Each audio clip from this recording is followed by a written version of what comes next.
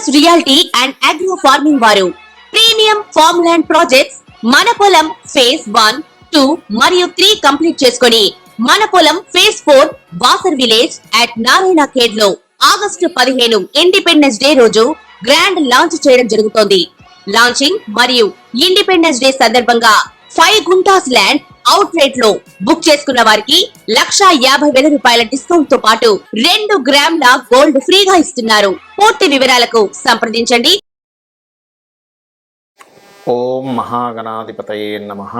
ఓం గురుభ్యో నమః. ఓం శ్రీమాత్రే నమః. పరమేశ్వర స్వరూపమైనటువంటి జ్యోతిష, వాస్తు మరియు ఇతర అనేకమైనటువంటి శాస్త్రములను మనకు అందించినటువంటి మహర్షులకి నమస్కారం. హయగ్రీవ హయగ్రీవ హయగ్రీవేతి యో వదేత్ తస్య నిస్సరతే వాణీ జహ్నుకన్యా ప్రవాహవత్. అరుణాం కరుణాతరంగితాక్షీం ధృతపాశాంకుశపుష్పబాణచాపాం అనిమాదిభిరావృతాం మయూకైః అహమిత్యేవ విభావయే భవానీం. శ్రీమాత్రే నమః. ప్రేక్షకులకి ఆ లలితాంబిక అమ్మవారి యొక్క అనుగ్రహం పరిపూర్ణంగా కలగాలని మనస్ఫూర్తిగా కోరుకుంటూ మనం ఈరోజు చెప్పుకోబోయేటువంటి టాపిక్ ఏదైతే ఉందో, ముఖ్యంగా మనకి మహాలయ అమావాస్య ఒకటి ఉంది. అదేవిధంగా గ్రహణం, సూర్యగ్రహణం ఉంది. అయితే మన ఇండియాలో లేదు, బయట దేశాల్లో అమెరికన్ కంట్రీస్లో ఉంది. అలాగే దేవీ నవరాత్రులు కూడా రాబోతున్నాయి. ఈ యొక్క కాంబినేషన్స్లో వీడియో ఎండింగ్ వరకు చూసినట్లయితే నన్ను మహాలయ అమావాస్య రోజు ఏం చేయాలో చెప్తాను. అదేవిధంగా ఏ రాశి వారు నవరాత్రుల్లో ఏ యొక్క ద్రవ్యంతో, ఎటువంటి సామాగ్రితో మీరు పూజ చేస్తే మీ యొక్క పూర్వజన్మ కర్మ తొలగుతుంది అనేటువంటిది, మరియు ఏ లగ్నము లేదా రాశివారు సూర్యగ్రహణం పరంగా ఎటువంటి జాగ్రత్త తీసుకోవాలి, ఈ విషయాలన్నీ చెప్పడంతో పాటు వీడియో ఆఖరి వరకు చూసినట్లయితే దేవీ నవరాత్రులు అసలు ఎలా జరుపుకోవాలనే విషయం కూడా నేను మీకు వివరిస్తాను. అయితే చెప్తుంది నేనైనప్పటికీ కూడా ఈ విషయాలన్నీ కూడా చెప్పిస్తుంది సాక్షాత్ లలిత అమ్మవారిగా భావిస్తూ ఒక్కొక్క లగ్నము ఒక్కొక్క రాశిత్యా వెళ్దాం. వృషభ లగ్నము, వృషభ రాశి. వృషభం వారికి కనుక చూసుకున్నట్లయితే మీరు ఈ యొక్క మహాలయ అమావాస్య నాడు మీ పూర్వజన్మ కర్మ తొలగాలి అంటే మీరు ఎక్కువగా గోధుమలు, ఉలవలు, పెసలు దానంగా ఇవ్వండి, గుర్తుపెట్టుకోండి. అదేవిధంగా సూర్యగ్రహణం మీకు పంచమ స్థానంలో పడుతుంది కాబట్టి విదేశాల్లో ఉన్నటువంటి వారు, మనకి ఇక్కడ గ్రహణం లేదు కానీ విదేశాల్లో ఉండేటువంటి వారు కాస్త సంతానం కోసం ప్రయత్నం చేసేటువంటి వారు, ఐయుఐలు, ఐవీఎఫ్లు చేయించుకునేవారు ఈ 40 రోజులు చేయించుకోకండి దయచేసి, లేదా కొంచెం జాగ్రత్తలు తీసుకోండి ఇంకా తప్పదు అనుకుంటే. అదేవిధంగా గర్భం దాల్చినటువంటి స్త్రీమూర్తి కాస్త రెస్ట్ తీసుకోవాలి ఆ సమయంలో. అలాగే మీరు ముఖ్యంగా ఎక్కడున్నా, ఈ భూమి మీద ఎక్కడున్నా సరే కొంచెం ఈ 40 రోజులు నిర్ణయాలు తీసుకునే విషయంలోని, కాస్త ఫ్రెండ్షిప్స్ విషయంలోని, షేర్ మార్కెటింగ్ రిలేటెడ్ సంబంధించిన విషయాల్లోని, కొత్త ప్లానింగ్స్ చేసేటువంటి విషయాల్లోని, రాజకీయ సంబంధించినటువంటి అంశాల్లోని, సంతానం గురించి తీసుకునే నిర్ణయాల విషయాల్లోని కాస్త జాగ్రత్తగా ఉండాలి. ఇది ముఖ్యంగా గుర్తుపెట్టుకోండి. అలాగే మరొక విషయం ఏంటంటే, మీరు ఈ నవరాత్రుల్లో ప్రత్యేకంగా మీరు చేయవలసినటువంటి దేవతారాధన కానీ అమ్మవారికి ఎటువంటి నైవేద్యం పెట్టి ఆరాధిస్తే చాలా బాగుంటుంది అని చెప్పి చూసుకున్నట్లయితే, ఈ నవరాత్రుల్లో గణపతిని గరికతోని మరియు అమ్మవారిని బిల్వపత్రముకి చక్కగా ఎర్రచందనము పూసి, ఆ యొక్క ఎర్రచందనం పూసినటువంటి బిల్వపత్రాలతో ఆరాధన చేయడము, మరియు ఉదయము సాయంత్రము అమ్మవారి నామముతో పాటు మీరు చక్కగా గణపతిని, సూర్యభగవానుని కనుక ఆరాధించినట్లయితే ఖచ్చితంగా మీకు ఏదైతే పూర్వజన్మలో చేసినటువంటి కర్మ ఉందో అది తొలగిపోవడం జరుగుతుంది. అలాగే మరొక విషయం ఏంటంటే, ఇక్కడ మీకు లాభస్థానంలో ఎలాగో మీకు చంద్రగ్రహణం అయిపోయింది, అది ఒక రకంగా మంచిది, అన్ని రకాల లాభాలు ఇస్తుంది. కానీ ఇక్కడ ఎప్పుడైతే పంచమ స్థానంలో ఉన్నదో ఈ సూర్యగ్రహణం, ఇందులో పర్టికులర్గా ఎవరైనా మెడికల్ రంగాల్లో ఉండేటువంటి వారు, ఈ సోషల్ మీడియాస్లో కొంచెం కొత్త వ్యక్తులు ఎవరైనా పరిచయం అయ్యేటువంటి అంశాల్లోని చాలా కేర్గా ఉండాలి. అదేవిధంగా మరొక విషయం ఏంటంటే, ఈ పంచమంలో రవికేతువులు ఉన్నందుకు ఇక్కడ ఈ గ్రహణం అక్కడ పడుతూ 4 గ్రహాల కూటమి అక్కడ జరుగుతున్నందుకు ఒక్కొక్కసారి మనం తీసుకునే నిర్ణయాల్లో పిచ్చి పిచ్చిగా అయిపోతుంటుంది. అసలు ఈ నిర్ణయం తీసుకోవాలా, ఆ నిర్ణయం తీసుకోవాలా అనేటువంటిది. అటువంటి ఎక్కువ సంశయం వచ్చినప్పుడు ఏంటంటే కాస్త మెడిటేషన్లో కూర్చోండి. ఎందుకంటే గ్రహణ ప్రభావం అనేటువంటిది మన ఆలోచన మీద పడుతుంది వృషభం వారికి. అలా కనుక చేసినట్లయితే అన్ని విధాలా బాగుంటుంది. చాలామంది నన్ను అడుగుతున్నారు, ఏమండి నవరాత్రుల్లో చేసుకునే విధానం ఏమిటి అని. ఒకటే గుర్తుపెట్టుకోండి, నవరాత్రికి ముందు అమావాస్య దాటిన తర్వాత నుంచి మనకు ఒక్కొక్క రోజు ఉంటుంది నవరాత్రులు. అయితే మీరు అమావాస్య రోజే అన్ని సామాగ్రి తెచ్చుకోండి. పువ్వులు, తమలపాకులు ఇలాంటివి ఏ రోజు ఆ రోజు తెచ్చుకోవాలి, కానీ మిగతా సామాగ్రి అంతా కూడా అమావాస్య రోజు తెచ్చేసుకోండి. అమావాస్య కదండి ఈరోజు తెచ్చుకోవచ్చా లేదా అనుకోకండి, ఎందుకంటే అమావాస్య అమ్మవారి ఆరాధన చాలా గొప్పది. ఇది గుర్తుపెట్టుకోండి, పాయింట్ నెంబర్ 1. రెండవది, రేపు పొద్దున నుంచి పూజ చేస్తాము అన్నప్పుడు ముందు రోజు స్వచ్ఛమైనటువంటి ఆవు నెయ్యి కలిపినటువంటి అన్నాన్ని ముందు రోజు స్వీకరించాలి అని శాస్త్రవచనం. అలాగే మీరు చక్కగా అలంకరణ చేసుకునేటప్పుడు మీ యొక్క మందిరం ఏదైతే ఉంటుందో ఇక్కడ మీరు ఈ వేప మండలతోని అదేవిధంగా మామిడి తోరణాలతోని అలంకరణ చేసుకోండి మీ యొక్క పూజా మందిరాన్ని, లేదా ఇంటిని కూడా అలా అలంకరణ చేసుకోవచ్చు హ్యాపీగా. దీంతోపాటు సంకల్పము ఆచమనం చేయకుండా ఎప్పుడు కూడా పూజ ప్రారంభించకూడదు, ఎందుకంటే సంకల్పం ఆచమనం చేయనటువంటి పూజ ఎక్కడా కూడా అది ఫలితాన్ని ఇవ్వదు, గుర్తుపెట్టుకోండి.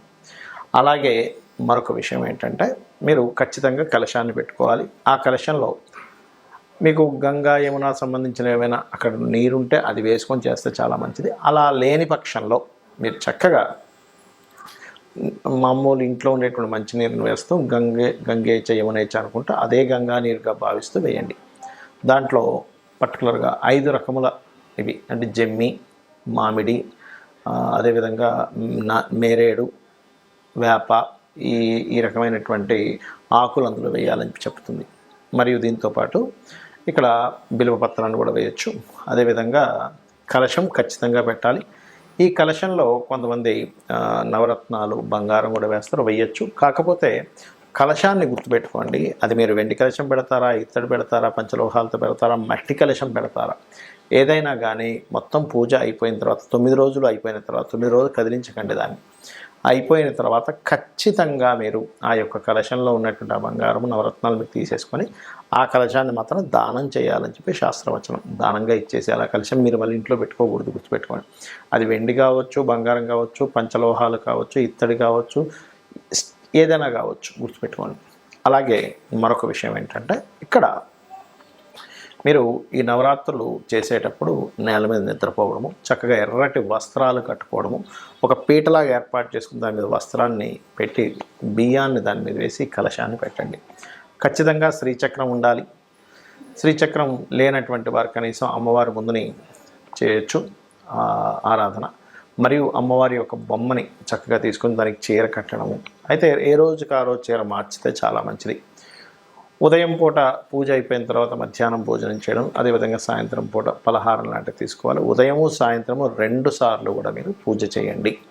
అందులో చాలామంది అడుగుతారు, ఏమంటే ఏ మంత్రాలు చదవాలి, ఏం చదవాలి? లలిత సహస్రనామాలు చదువుకోవచ్చు, లక్ష్మీ అష్టోత్తరం చదువుకోవచ్చు, దుర్గా స్తోత్రాన్ని చదువుకోవచ్చు. అదేవిధంగా 1వ రోజు నుంచి 9 రోజుల పాటు 1వ రోజు కనీసం ఒక సంవత్సరం నిండిన అమ్మాయిని కూర్చోబెట్టి చేస్తారు. అలాగే 2వ రోజు 2 సంవత్సరాలు నిండిన అమ్మాయిని పూజ చేయడం, ఇట్లా ఒక పద్ధతి అనేటువంటిది ఉంటుంది. ఇక్కడ మీకు ఒక ముఖ్యంగా చెప్పే విషయం ఏంటంటే ఎక్కడా కూడా శాస్త్రంలో ఈ అలంకరణే చేయాలి, ఈ యొక్క నైవేద్యమే పెట్టాలి అనేటువంటిది లేదు. అది ఆయా ప్రాంతాల్లో ఆ యొక్క మందిరాల్లో వాళ్ళకు వస్తున్నటువంటిది, వాళ్ళు పెట్టుకున్నటువంటి కొన్ని పద్ధతులే. కానీ మనకి పురాణాల్లో కానీ ఇతిహాసాల్లో కానీ ఎక్కడా కూడా వేదంలో కానీ ఈరోజు ఈ వస్త్రమే కట్టాలి, ఈ నైవేద్యమే పెట్టాలని లేదు. నైవేద్యం ఏంటంటే మనం పెట్టేటువంటి నైవేద్యం ద్వారా మనకి ఆ యొక్క అనుగ్రహం కలుగుతుంది. ఉదాహరణకి గోధుమ రవ్వతో పెట్టాము, రవికి సంబంధించిన అంటే ప్రమోషన్స్, సంతాన సంబంధించిన దోషాలు ఇట్లాంటివి పోతాయి. పాయసం లాంటిది పెట్టాము, చంద్ర సంబంధించినటువంటిది, లేదా బియ్యంతో తయారు చేసినటువంటి బియ్యముతో చక్కగా మీరు చక్కెర పొంగల్ లాంటిది పెట్టారు, అప్పుడు మానసిక ఇబ్బందులు అనేవి తగ్గుతాయి. కందులతో తయారు చేసిన పదార్థం గొడవలు తగ్గుతాయి. పెసలతో తయారు చేసినటువంటి పదార్థం కొంతమందికి బుద్ధిమాధ్యం ఉన్నా లేదా వ్యాపార సరిగ్గా లేకపోయినా సరే వ్యాపారం సాగుతుంది. శనగలతో తయారు చేసిన పదార్థం ద్వారా గురుబలం పెరుగుతుంది. బొబ్బర్లతో తయారు చేసిన ఏదైనా పదార్థం ద్వారా వివాహ యోగం అనేటువంటిది కలుగుతుంది. నువ్వులతో చేసినటువంటి పదార్థం ఏదైనా కలిపి తయారు చేసినట్లయితే, నువ్వులు ఉండలు లాంటివి పెట్టినట్లయితే శని దోషాలు తొలగుతాయి. అదేవిధంగా మినప గారెలు కనుక పెట్టినట్లయితే మీకు ఆకస్మిక సంఘటనలు తొలగుతాయి. ఉలవలతో తయారు చేసినట్టు ఏదైనా పదార్థం కనుక మీరు అమ్మవారికి నైవేద్యంగా పెట్టినట్లయితే ఆటంకములు తొలగుతాయి. అయితే ఇక్కడ ముఖ్యంగా మీరు గుర్తుపెట్టుకోవాల్సింది, గణపతి పూజ చేయకుండా అమ్మవారి ఆరాధన చేయకూడదు. అలాగే ముఖ్యంగా అమ్మవారికి మీకు తోచినంత మట్టుకు చేసుకోండి. అంతేగాని అప్పులు చేసేసి ఏవేవో అప్పులు చేసి పెద్ద పెద్ద అలంకారంతో చేయకండి ఎప్పుడు కూడా. ఎందుకంటే అమ్మవారు ఎక్కడా కూడా మీరు డబ్బులు లేనప్పుడు అప్పు చేసి చేసేదాన్ని హర్షించదు. మీకున్న దాంట్లో అలా అని పిసినార్తనం కూడా చేయకూడదు. ఆల్రెడీ డబ్బులు ఉన్నాయండి కానీ పిసినార్తనంగా చేసినా అమ్మవారు హర్షించదు. ధనం లేకుండా అప్పు చేసి చేసినా సరే అమ్మవారు హర్షించదు. భక్తితో ఉదయం సాయంత్రం లలిత చదువుకుంటున్నామా లేదా ఇవన్నీ నాకు తెలియవి అనుకునేటువంటి వారు కుంకుమ తీసుకొని చక్కగా అక్షంతలు కుంకుమ తీసుకొని శ్రీమాత్రే నమః శ్రీమాత్రే నమః శ్రీమాత్రే నమః అనుకుంటూ ఒక 40 నిమిషాలు రోజు ఉదయం సాయంత్రం చేయండి. అన్ని విధాలా బాగుంటుంది. అదేవిధంగా మీరు ఈ యొక్క 9 రోజులు కూడా ఎవరినైనా బ్రాహ్మణుణ్ణి పురోహితుడిని పెట్టుకొని చక్కగా ఒకరిని కావచ్చు, ముగ్గురిని కావచ్చు, 5గురిని కావచ్చు చండీ పారాయణాలు లేనట్లయితే మన దేవి భాగవతం పారాయణం ఇట్లాంటివి ఏమైనా చేయించండి. వాళ్ళకి దీక్షా వస్త్రాలు ఇవ్వడము, అదేవిధంగా వారికి దక్షిణ తాంబూలాలు ఇవ్వడము, ఇటువంటివన్నీ కూడా వారికి ఇవ్వాలి. ఇలా కనుక చేసినట్లయితే మీకు ఖచ్చితంగా అమ్మవారి యొక్క అనుగ్రహం కలుగుతుంది. మీ యొక్క జాతక చక్రంలో ఉండేటువంటి దోషాలు తొలగిపోతాయి. శ్రీమాత్రే నమః.